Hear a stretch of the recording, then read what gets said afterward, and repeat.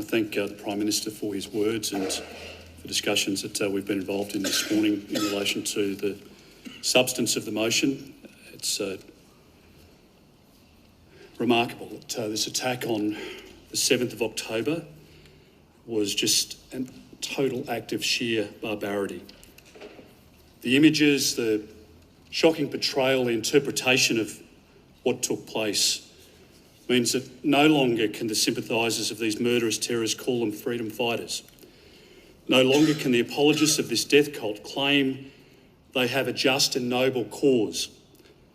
What occurred 9 days ago was the embodiment of evil, and the abhorrent acts of Hamas's inhumanity have been evident for the world to see. Missiles raining down on Israeli cities, militants invading Israeli territory, a massacre of young people at a music festival, civilians gunned down in their cars, fired upon while fleeing and executed in the streets after surrendering, women being raped, stripped naked and dragged and displayed through the streets, lifeless and mutilated bodies being paraded on the back of utilities, mothers and fathers riddled with bullets as they used their bodies to cover their children in a final act of bravery. Jihadists cheering over the dead bodies of Israeli soldiers, babies being beheaded. We pray for all of those innocent people who have been abducted and are currently being held as hostages, taken to Gaza, especially the elderly and the children. The monsters of Hamas will continue to use them as human shields.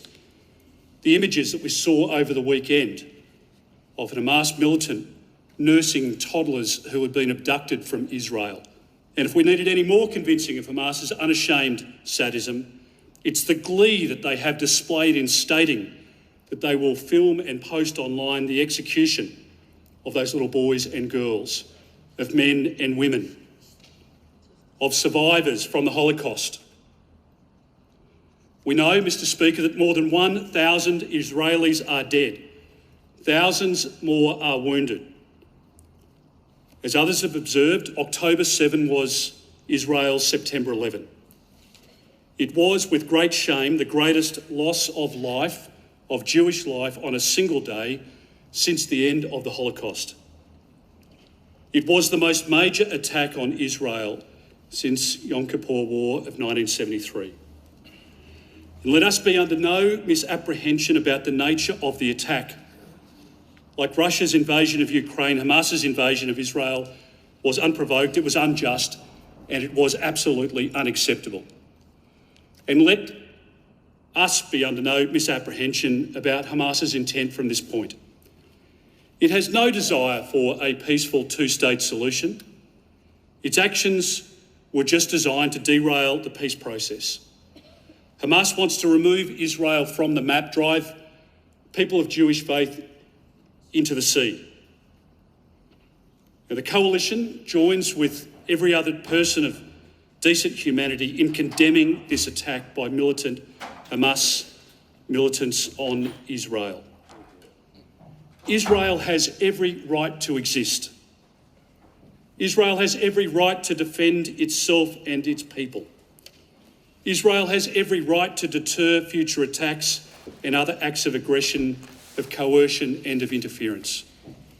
And the coalition supports and proudly supports Israel's right to do what is necessary and needed in the circumstances, with every asset available to safeguard its sovereignty, to bolster its borders, to protect its people, and to thwart the threats it now faces, the existential threats. There must be no restraint shown to those who have showed no restraint themselves in committing these vicious and vile acts of terrorism. I had the honour of speaking the other day to the Australian resident ambassador of Israel, to His Excellency Amir Maimon. And I say to him and to Prime Minister Benjamin Netanyahu, to the people of Israel enduring their darkest hours, the Coalition wishes you swift success in a war you did not choose, but a war which you are compelled to fight. Mr. Speaker, the events unfolding abroad are disturbing for many Australians who have close ties to Israel and Palestine. Some Australians will have family and friends caught up on both sides of this horrible conflict. And let me make this important point. Events abroad must be no justification for rising tensions within our own communities. It's particularly repugnant that some Australians have decided to take to the streets to celebrate Hamas's attack on Israel and the slaughter of innocent Israeli children, women and men. We heard an odious barrage of comments at the attacks describing them in our country as a day of pride and a day of victory. Moreover, the rally which occurred on the evening of Monday, the 9th of October at the Sydney Opera House was an abomination and a day of shame for our nation. Australia's Jewish community were unable to gather at our iconic landmark, which to the credit of the New South Wales government had been illuminated in blue and white as a sign of support. They wanted to be there to mourn loved ones who had been lost, or to express their solidarity. The anti-Israel protesters fired flares. They burnt an Israeli flag at that moment. And they shouted with words that we should never hear in our country or anywhere else in the civilised world. Gas the Jews, F the Jews and F Israel. That was the depth of the sentiment, and that is the reason, Mr Speaker, that we gather here today to condemn those comments. That behaviour is a stain on the Australian character, Mr Speaker, and a flagrant disregard of human decency. Australians who watched the footage of those seething mobs and their sordid behaviour did not recognise their fellow countrymen. I joined with great pride 10,000 Australians at Dover Heights last Wednesday for a Jewish community vigil. The pain of events abroad was palpable as you looked into the audience of people of Jewish faith, people of other faiths, people of no faith, there to provide support to Australians. It was raw. The tears from young girls, from grandmothers, striking. But most concerningly, those Australians of Jewish faith were gathered, and I could see the anxiety in their eyes. I could see that they were frightened. And Mr Speaker, Australia is not without its anti-Semitic elements. Both sides of politics have fought back against it, as we have every other form of politically motivated violence. But the rally at Sydney Opera House escalated that anti-Semitism to another level. We have to recognise that, because the impact it has had on the Jewish community here in Australia will take a lot to undo. We need to understand that level of anxiety in the Jewish community at present. Jewish parents are concerned about their children wearing their Jewish school uniform in public in our country. Jewish people are apprehensive about their safety when visiting a Jewish supermarket or practicing their faith at a synagogue. Not because of something they've done or said, but because of who they are, because of their faith, because of their heritage, because of their belief. That's the reason they're worried about their children being targeted in indiscriminate attacks, that they might be identified by their school uniform that they wear. That is the sentiment running deep within the Jewish community here in our country today. And the purpose of this statement, of this motion before the House, is to recognise those dreadful attacks and the impact it's having psychologically on people in our country. Our wonderful Jewish community needs to know that their security is being taken seriously, both at a federal level and the state levels. I support in the strongest possible terms the Prime Minister's announcement during the course of his remarks today of funding to provide support, particularly to the Jewish community, to bolster security, to make sure that those children can go to school safely, that people in places of gathering can do so with safety first and foremost, and the sanctity of their activities preserved. With Israel undertaking military operations in Gaza in response to Hamas's acts of terrorism, there have been and will continue to be civilian casualties tragically on the Palestinian side and Hamas knows that. They knew that there would be retaliation for these grotesque acts of terrorism.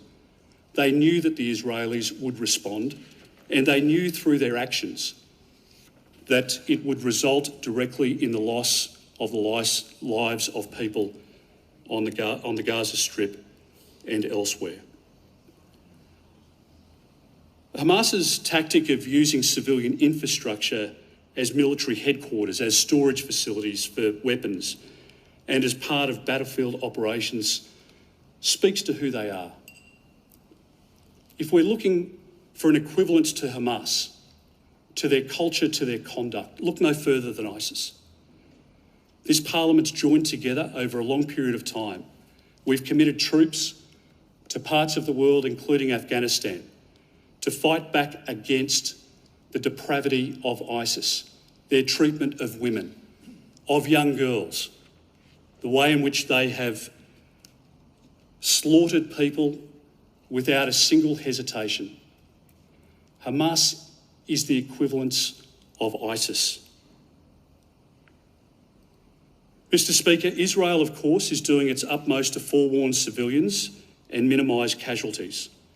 As the Prime Minister said wisely before, Australians who are in the region should take the advice of our Prime Minister and depart if that's appropriate for them in the circumstances, but take the offer if you've asked for it and it's available to you. The situation clearly is and will deteriorate further. Mr. Speaker, we know that there are some commentators who continue to try and find moral equivalence in the actions of the Israel Defence Forces with Hamas's terrorism. It should be utterly condemned. Australia stood with Ukraine when it was subjected to the barbarity of an invader, and let us today, as a Parliament, demonstrate that Australia stands with our long-standing ally, our dedicated partner, our dear friend in the fight against terrorism, Israel, in its hour of need. Let us show the Israeli people and Jewish communities here in Australia that they have our support and our solidarity. Mr. Speaker, 75 years ago, the nation of Israel was born. The Jewish people finally had a place which was theirs. The Jewish story, as we know, is one of every trial and tribulation, of privation, of enslavement, of wandering, of subjugation, persecution and exile, of dispersion, of massacre, of Holocaust, the gassing of 6 million people. But most importantly, the Jewish story today is one of survival, and it always will be. It's a story of achievement from adversity, of triumph from tragedy. It's a story which is committed to the collective Jewish memory. And it is the Jewish memory of prevailing over tragedy and that Jewish spirit we know so well in many of our friends and fellow Australians, which will see Israel again succeed through these darkest of days.